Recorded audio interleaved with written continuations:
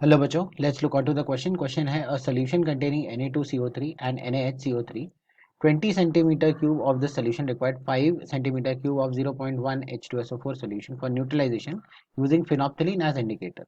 Methyl orange is then added further 5 centimeter cube of 0.2 m H2SO4 was required. Calculate the mass of Na2CO3 and NaHCO3 in 1 liter of this solution. यहाँ पे जो है सबसे पहले आपका देखते हैं की कंसेप्ट।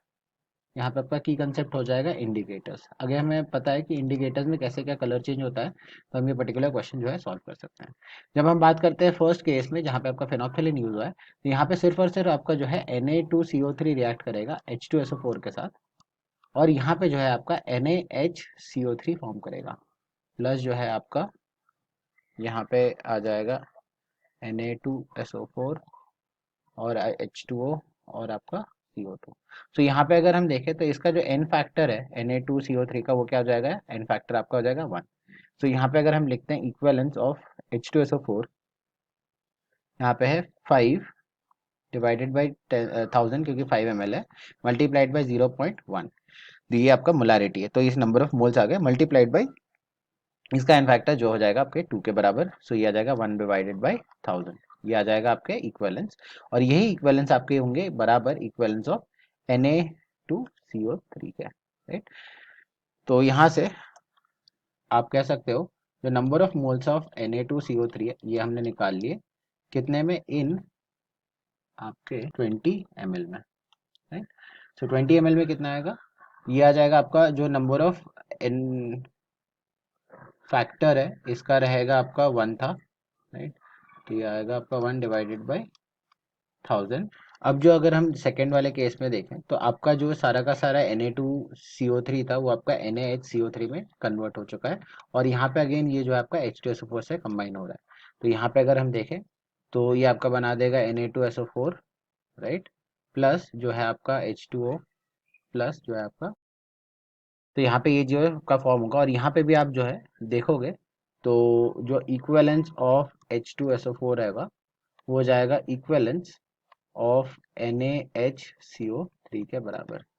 तो यहाँ पे भी डेटा देखते हैं। तो यहाँ पे अब दिया है 0.2 m और दिया है आपका अगेन 5 ml।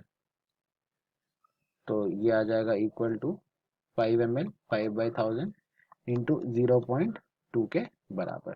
तो ये आ गया आपका इक्वल टू 1 डिवाइडेड बाई 1000 के बराबर। और सिंस यहाँ पे हम एन इक्वेलेंस निकाल रहे हैं तो यहाँ पे आपका एन फैक्टर भी आ जाएगा इंटू 2, और यहाँ पे भी आपका इंटू 2 आ जाएगा। सो आपका टोटल यहाँ पे बना 2 डिवाइडेड बाई 1000 इक्वेलेंस, राइट। अब मूव करते हैं number of moles of NaHCO3, right. ये आपका कहाँ है, फाइनल जो आपने सोल्यूशन यूज किया था उसमें उसकी बात कर रहे हैं। यहाँ फाइनल सोल्यूशन में जो भी आपका नंबर ऑफ मोल्स रहा होगा ओरिजिनली वो तो रहेगा ही रहेगा, प्लस आपका जो नंबर ऑफ मोल्स Na2CO3 से आए वो भी आपके इंक्लूडेड होंगे। तो यहाँ पे अगर हम सब्स्टिट्यूट करें वैल्यू तो ये आपका आएगा 2/1000। ये आपका आएगा नंबर ऑफ मोल्स, ये हमें निकालना है, और प्लस यहाँ पे ये आ जाएगा आपका 1/1000 के बराबर, क्योंकि हमने पिछले वाले केस में कैलकुलेट किया था। सो यहाँ से आपके नंबर ऑफ मोल्स तो आ गए NaHCO3 के, जो कि आया आपका 1/1000 के बराबर। अगेन यहाँ पे जो आपने निकाला है ये सिर्फ और सिर्फ आपके 20 ml में से है। हमें अगर क्वेश्चन में देखें तो क्वेश्चन में यहाँ पे बोला है calculate the mass in 1 litre, right. अभी तक हमने जो है सिर्फ और सिर्फ 20 ml में निकाला है।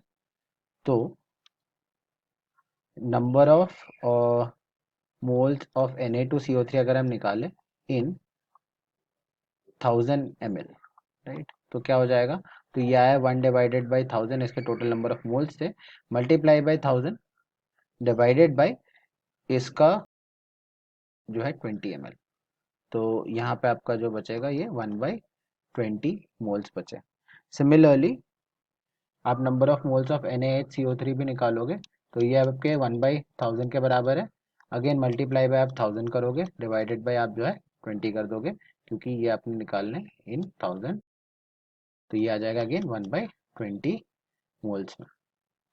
अब हमें यहाँ पे कैलकुलेट करना है वेट ऑफ Na2CO3, जो हो जाएगा आपका 1/20 मोल्स है, मल्टीप्लाइड बाय इसका मॉलिक्यूलर मास 106 के, राइट। और यहाँ पे अगर हम इसको डिवाइड बाई करें 20, तो ये आ जाएगा आपका 5.3 ग्राम्स के बराबर। सिमिलरली वेट ऑफ NaHCO3 की बात करते हैं, तो ये आ जाएगा अगेन 1/20, और यहाँ पे इसका मॉलिक्यूलर मास ये हो जाएगा आपका 84, इक्वल टू हो जाएगा आपके यहाँ पे मल्टीप्लाई मतलब डिवाइड करने के बाद 4.2 ग्राम्स के बराबर। तो यहाँ पे क्वेश्चन में देखें, तो क्वेश्चन में पूछा गया था यहाँ पे ग्राम पर 1 लीटर निकालना था, तो हमने कैलकुलेट कर दिया, आप कंक्लूड कर सकते हैं क्वेश्चन। सो यहाँ पे हमें निकालना था वेट ऑफ Na2CO3 जो आपके 1 लीटर में, तो वो आ गया उसका वैल्यू 5.3 ग्राम्स। और यहाँ पे आपको निकालना था वेट ऑफ NaHCO3 जो आ गया आपके 4.2 ग्राम्स के बराबर। I hope you have understood the solution. All the best.